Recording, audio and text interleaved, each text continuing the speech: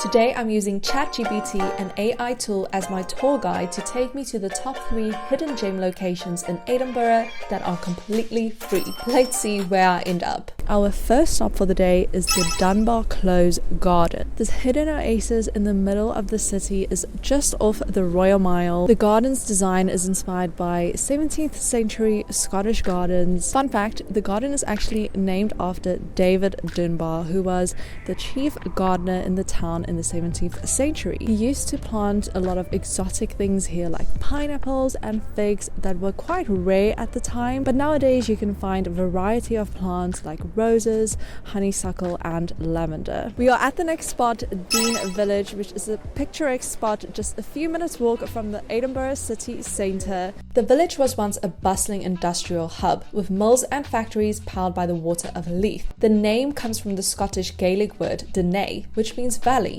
The spot has some of Edinburgh's oldest buildings with watermills dating back to the 12th century. Everything has been so well preserved over time, and I would definitely recommend coming here for a stroll and admiring the old architecture.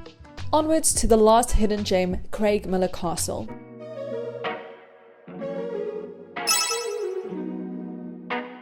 It seems the AI tool made a slight mistake because you actually need a ticket to go in. £7 later and we've made it inside. Because the castle is a few miles further from the city centre, it's often overlooked, which makes it a true hidden gem.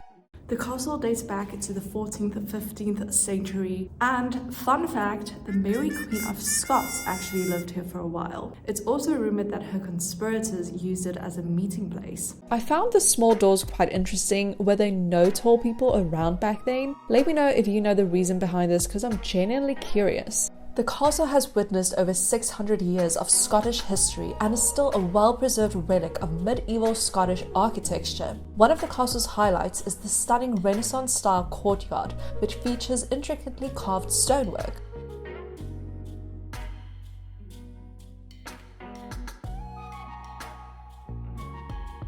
There are many rooms to explore, including the Great Hall and Queen Mary's room.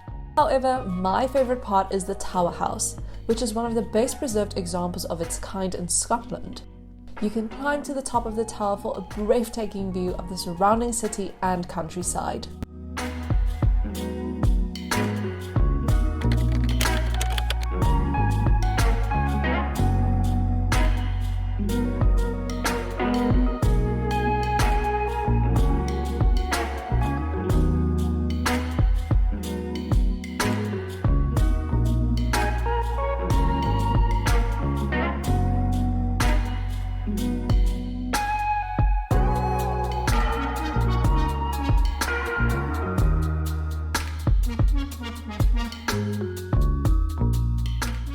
It's time to head back down and conclude the Hidden Gems tour with a drink at a cozy local pub. There are still so many hidden and not so hidden gems to experience in Edinburgh. I feel so lucky to call the city home, and I hope you get to experience some of these spots on your next visit. I hope you enjoyed the video, and thank you so much for watching.